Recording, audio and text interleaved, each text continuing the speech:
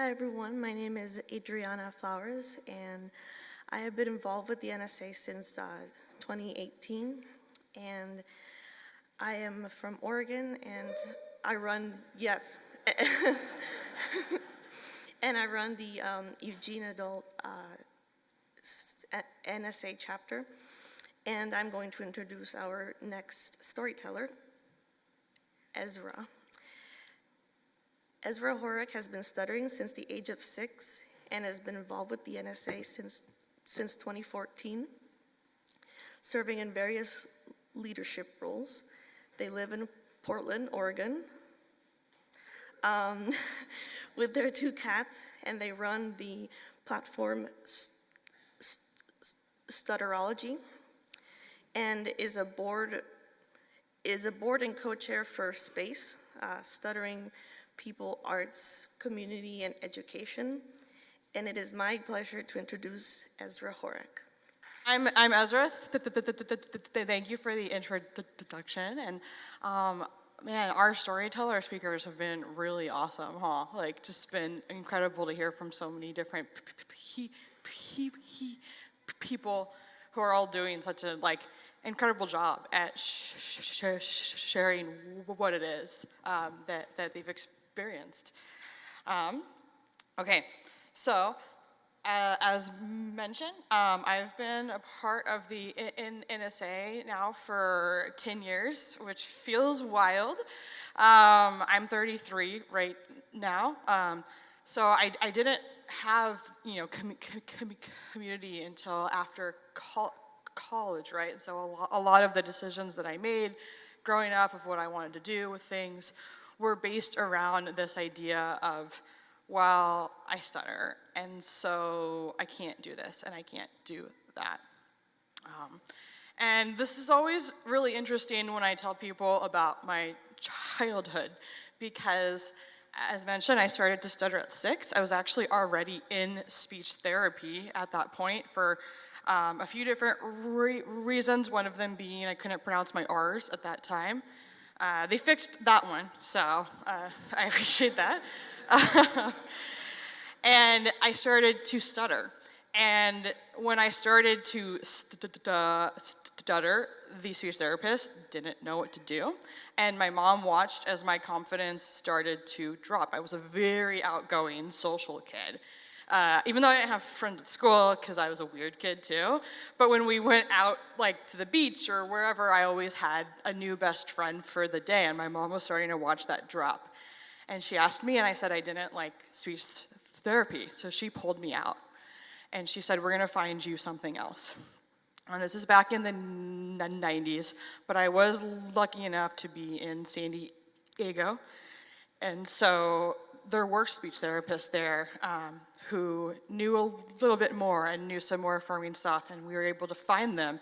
And my very early speech therapists were, I think people are surprised that that was something that you could get in the 90s. You know, I was told it was okay to stutter. We focused more on keeping my confidence up, on communication skills.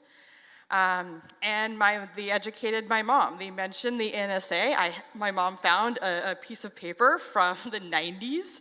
I obviously did not go to anything because it still seemed like, well, do they need this if they're, if they're still going to be confident and outgoing?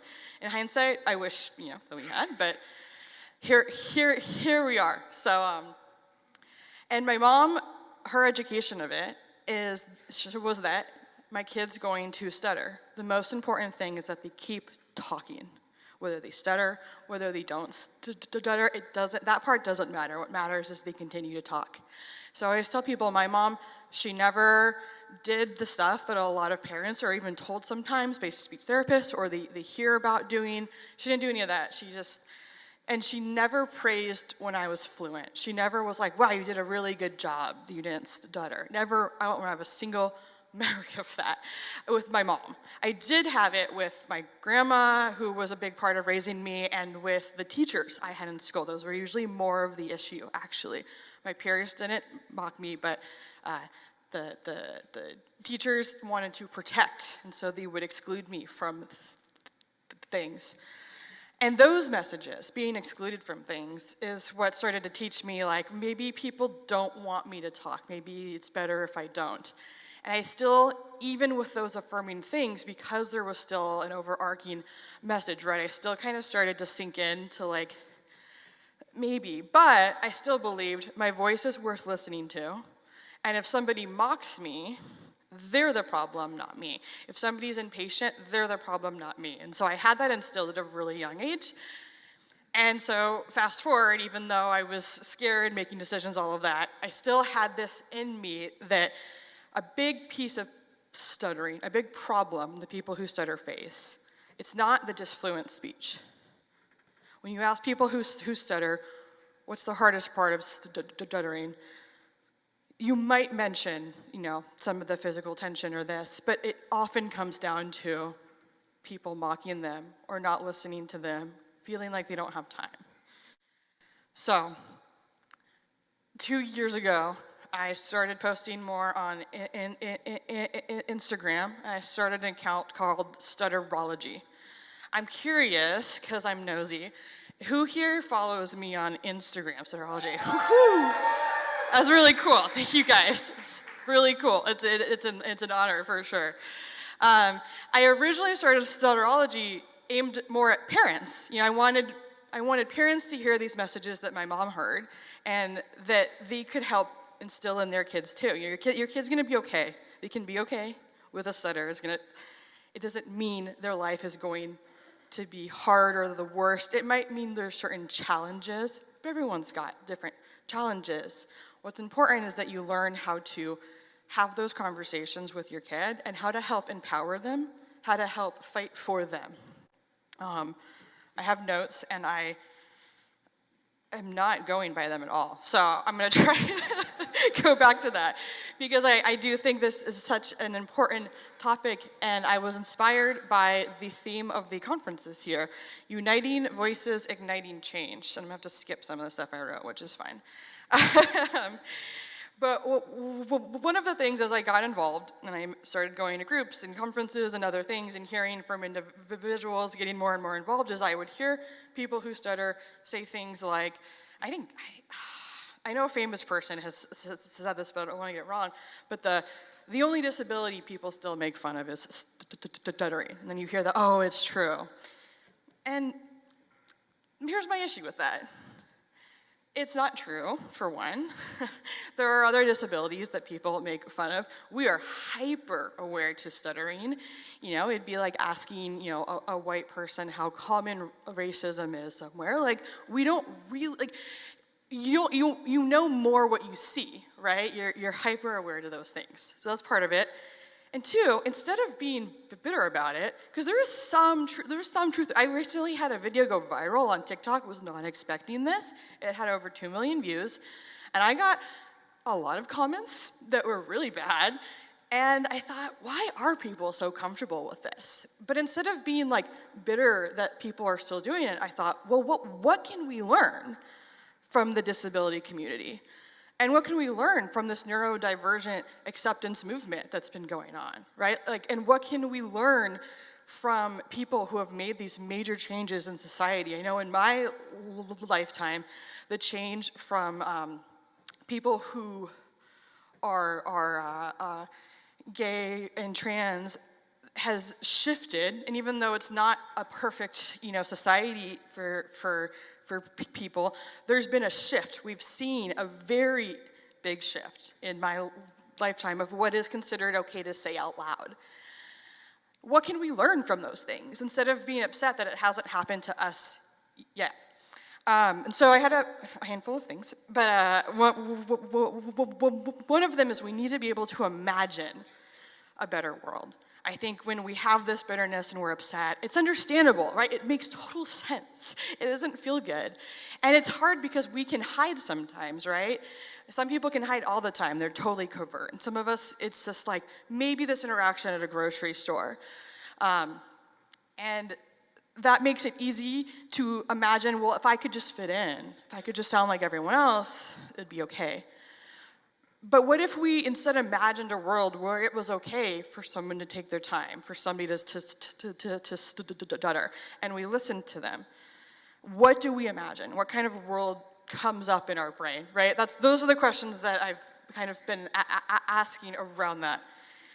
And a lot of this, again, I learned from, I watched the documentary Crip Camp on Netflix, and their whole thing was we couldn't imagine a better world until we went to this camp. And then we thought, well, why isn't the world more accessible for us? And I just thought that was a beautiful thing to imagine. I think another big thing we can learn is visibility. I think one of the issues that we have is the ability to hide this. And so I know when I go out sometimes, I don't always stutter in every conversation that I have. And so you get people here every year who say, I've never met somebody else who stutters until now. And statistically, if 1% of the world stutters, that can't possibly be true. We have to be meeting people every week, but we don't know. We're passing each other by, not knowing that there's someone else out there who can connect to us, who can relate to us. And so if we feel safe, if we're able to, we need to allow this open stuttering.